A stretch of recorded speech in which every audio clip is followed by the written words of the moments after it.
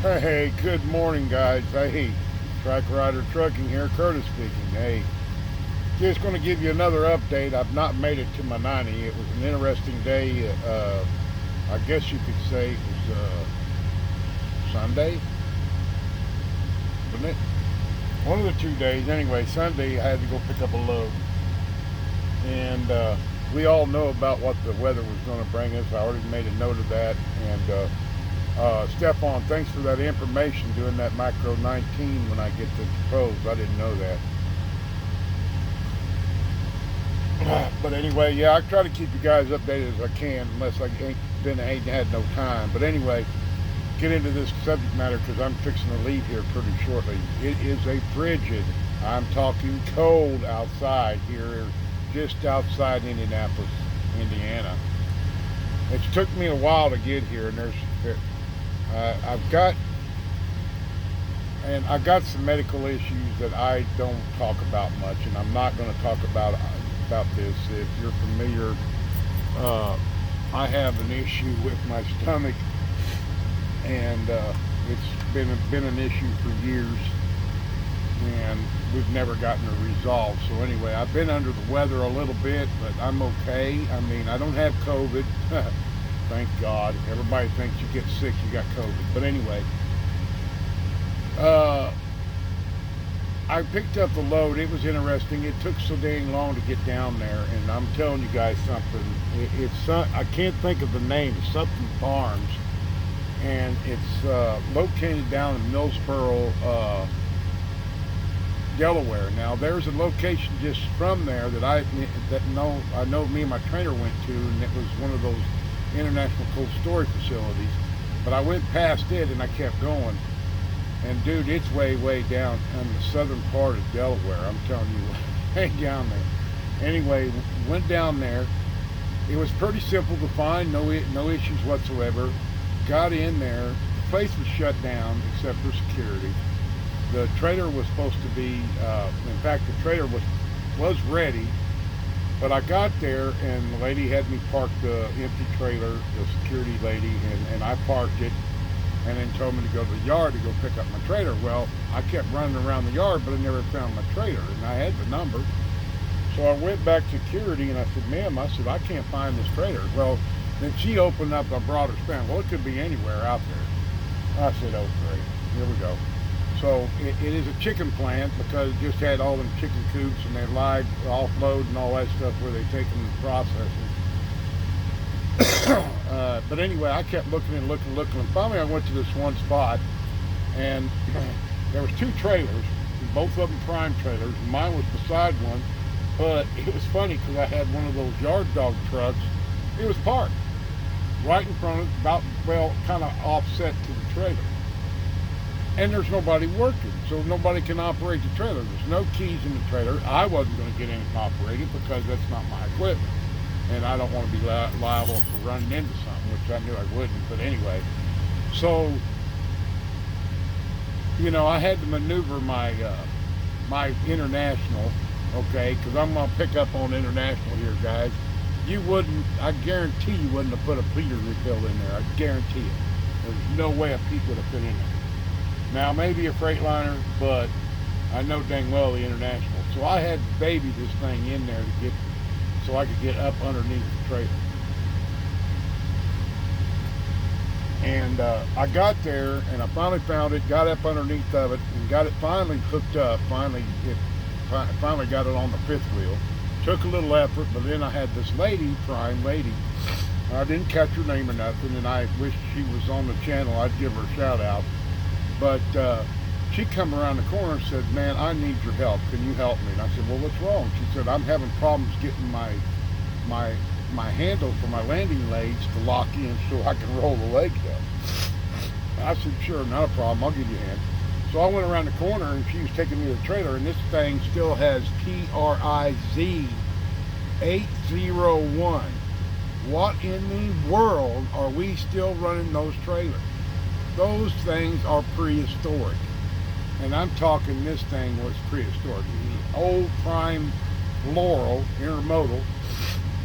And I'm thinking, you've got to be kidding me. We are still using old trailers. Anyway, So I get back there and I'm looking at his trailer, and this thing is bad news. And I would definitely have called my fleet manager on this if I was her. I said, this thing I wouldn't even pull it if I didn't have to, because it looked dangerous to me. But anyway, I finally got it to lock in place and got it rolled up enough to where she could finish it, and she appreciated it, and that was great. My good deed for today. Anyway, went back to my trailer and tried to get mine to roll up, and it was kind of it was a 190 series, and I finally got it set up. But the problem was there was no way to get it out between the yard dog's truck and the trailers that were parked like this. Yard dog truck here, my trailer here, my truck in here, another trailer here, and this. So the only spot I had to do is I had to back it up all the way through the live offload for chickens, and then there was a gap. In fact, there was the gap next to her where she was, because her trailer was still in the live loaded area. And there's nobody there, guys. There's nobody to help us. No roadies, nobody. Just security lady. So I finally got it out of there and got my tandem set. And then I get up to the front gate and says, I guess you found it. And I said, yeah, finally. So you're looking at a 2-hour span right there just jacking around with that. I got the bill set in, and then these freaking goddamn reefers, excuse my French, but the problem is that, Prime can see these, through computer and freaking technical stuff. They can actually see what the reefers are set on. Now look, the shipper sets them, okay, to whatever they're supposed to set them at, I'm supposing. But apparently every time I turn around, it's wrong. And then when you go to adjust them, it's ever no, and then the Qualcomm will let you know. Let me tell you, that's annoying to me. So finally, I got it set the way it was supposed to be set, fuel hog, continuous, and at 20 degrees. Well, they kept sending it. I sent them a big bold message on it. I said, the dang thing's correct. Leave me alone. And I'll send it in. And I don't care. But I don't care if I made somebody mad. I'm just tired of seeing that. Hitting the damn tire emergency button. I hate that too. But anyway, got that all taken care of. And took off on the road. All right. Now I knew the storms were coming in, and it seemed like I was driving a little bit at night. I got down off of, it was a nightmare getting through. I went up across Chesapeake Bay. That was real beautiful. And then, Chesapeake Bay Bridge, and then got out and hit, I think it was 97, and then I cut across and finally got on 95, a little bit of 95, and then on 90, and then on 70, and finally got out of town. But the traffic was horrendous, guys. We were backed up. One time it was down to 5 miles an hour. I guess people coming home from the holidays. Anyway, finally got up on the hill, and it was getting late. Now, in the meantime, my 70-hour clock's gone to crap. So I decide not to drive that evening. I had about 3 hours left on my clock, but I said, no, I'm going to stop and talk. I need to start conserving. So I did my trip planning and figured out I'm safe, I'll be okay, because I didn't have to deliver till today at 1,300 hours. Now, I still have a little run to go. I got about 430 miles, but I'm fixing to leave here in about an hour, and because my clock's gone, guys. I stopped. I drove the next day when I left there, up on top of the mountains. I left there, and I got all the way about 20 miles outside Indianapolis, and I ran into some rain, I ran into snow, going through the Pennsylvania mountains or hills, whatever you want to call them. I call them a pain in the butt. And I finally got through all that mess, and then when I got on the other side of Zanesville, Ohio, that's when I ran into snow all the way through Columbus.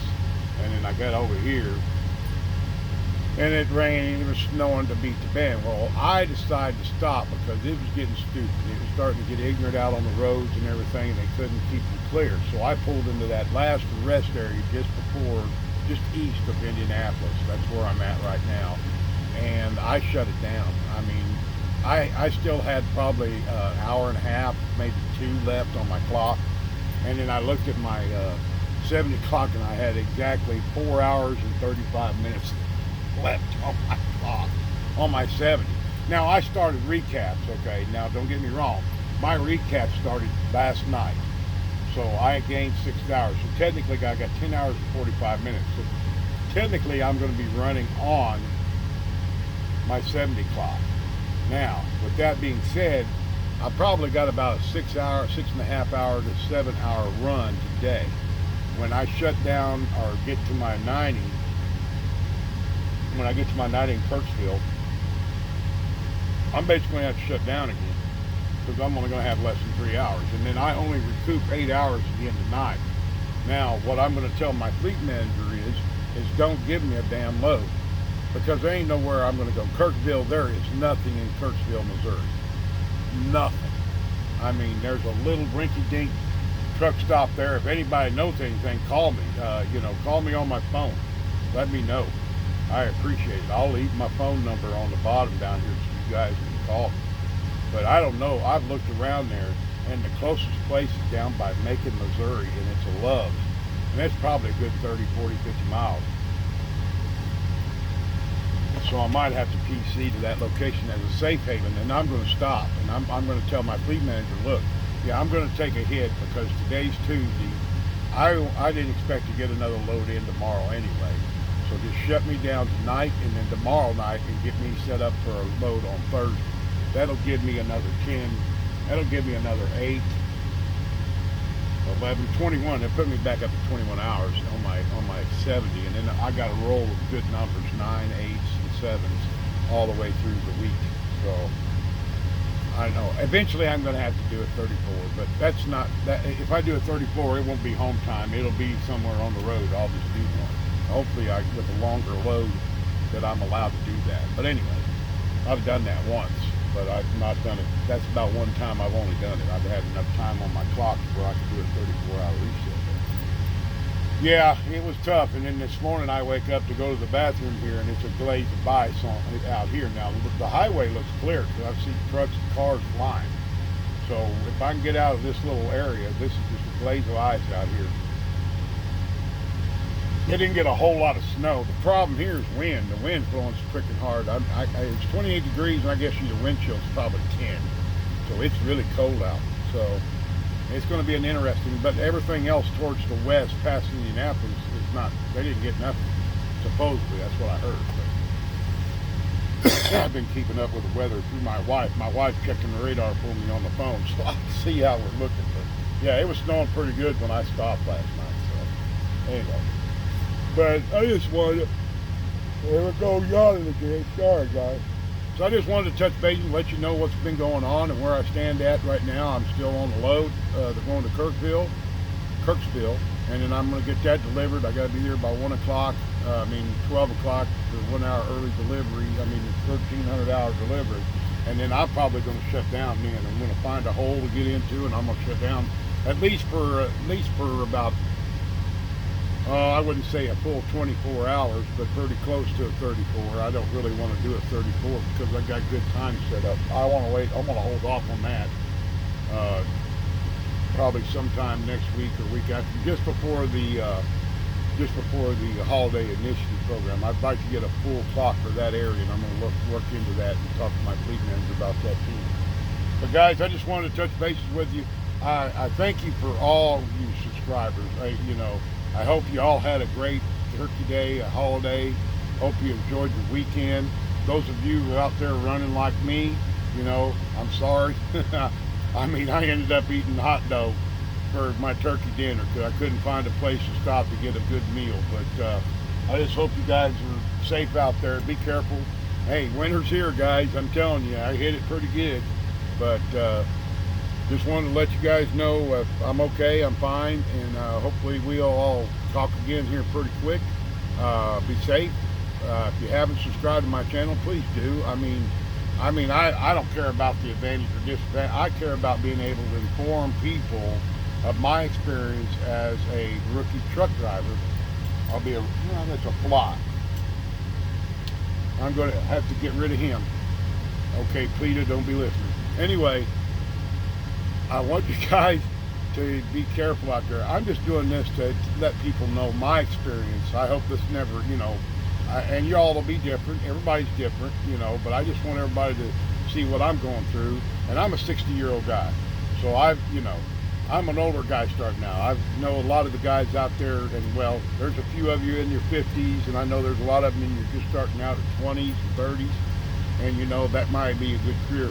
This was something I had to do. I wanted to do. I was always interested in it, and I jumped on it and tried it, and I was accepted, and then you know did my thing. So, you know, yeah, I rant and rave, and I get upset a lot, and but that's just the way I am. I'm an old, decrepit old man, so. I hope you guys enjoy my videos. I hope it does good for you. If you haven't subscribed, please do, and like, comment. I love the comments, whether they're positive or negative. It doesn't bother me, guys. I'm just too old to be picky. So if you want to, I appreciate you guys, and all you subscribers as well. You're awesome people. Thanks for y'all's advice, especially you guys who've been on the road a heck of a lot longer than me. And we'll keep in touch, but for now, I'm gonna sign off here. I want y'all to be safe, take care of yourselves, and always remember, we keep driving and always strive for perfection. Have a great day. Bye.